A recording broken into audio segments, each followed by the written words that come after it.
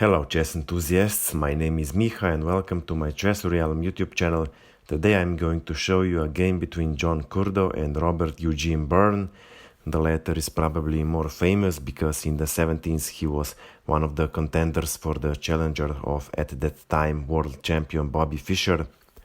Anyway, in the game John Curdo had white pieces and he started with e4, c5, knight to f3, d6 and bishop to b5, and we have Moscow variation of the Sicilian defense, a variation that is used when you want to avoid theory. Black defends the check with knight to d7, d4, knight to f6, e5 and queen to a5. Double attack on the bishop and the king, so white has to protect both with knight to c3, knight to e4, bishop to d2, knight to c3, bishop on b5 is hanging, so white cannot recapture the knight immediately.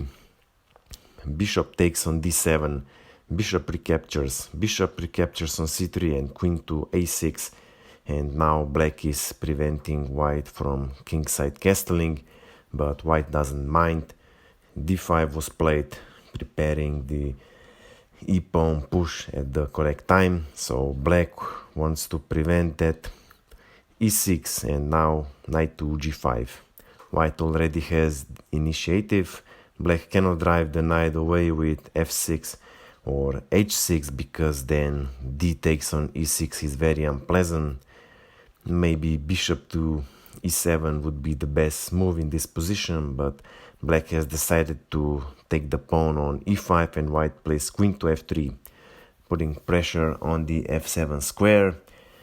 But maybe queen to f5, h5 would be better, because black would be forced to play g6, further weakening his kingside pawn structure.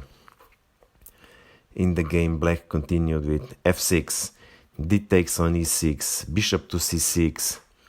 White has to remove the queen, and the best continuation would be queen to g4, protecting already passed pawn on e6. And even if black would capture the knight, then queen to f5, queen has a free way to f7, and with an open d-file this is just too much, or I should say it's winning position for white. In the game, white played queen to f5, still protecting the pawn on e6, but queen is now prone to an attack from g-pawn, so this was not the best move. Black plays bishop to d7, and here white should have played knight to f7, because knight is still hanging and white queen will sooner or later abandon the f-file. But white has decided to sacrifice the knight and castles queenside. Of course, black cannot take the knight on g5 immediately because there is mate on f7. So g6 was played, queen to h3, and f takes on g5 and bishop takes on e5, attacking the rook on h8. But white miscalculated this. Black is much better. Well, yes, if black removes the rook from h8, then queen to h7, threatening queen to g6, then this is losing for black. So black simply castled kingside, and now queen to h6, threatening mate on g7, so black defends this with rook to f6. Okay, you might wonder why not bishop to f6, because bishop is less valuable. Well, black was probably afraid of e7. Now if rook to f7, bishop takes on f6, rook recaptures and rook to d8, this is losing for black.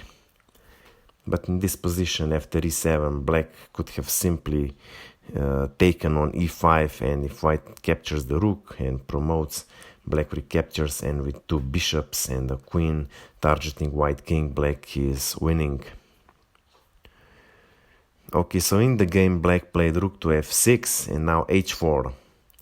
With a piece down in a lost position, white is desperately trying to get some counterplay by opening h-file, and all black needed to do was to play g4, keeping the h-file closed. But here black made a terrible blunder.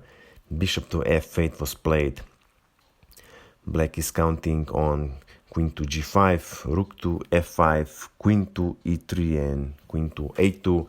and then the end would be near, but black misses spectacular tactical blow. I'm going to give you a couple of seconds to find it.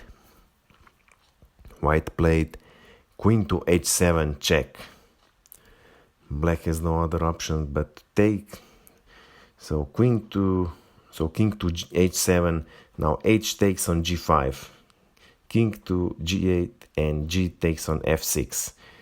White is threatening with mate on f7. Bishop to e8 doesn't help. f7. Bishop takes on f7. Rook to h8 mate.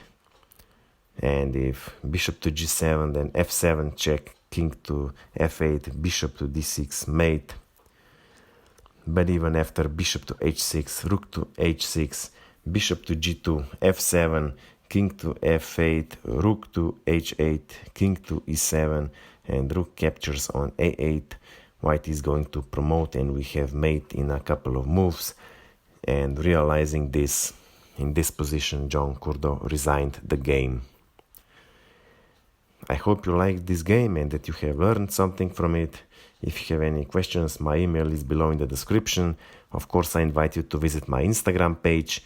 That's it for now, and see you soon.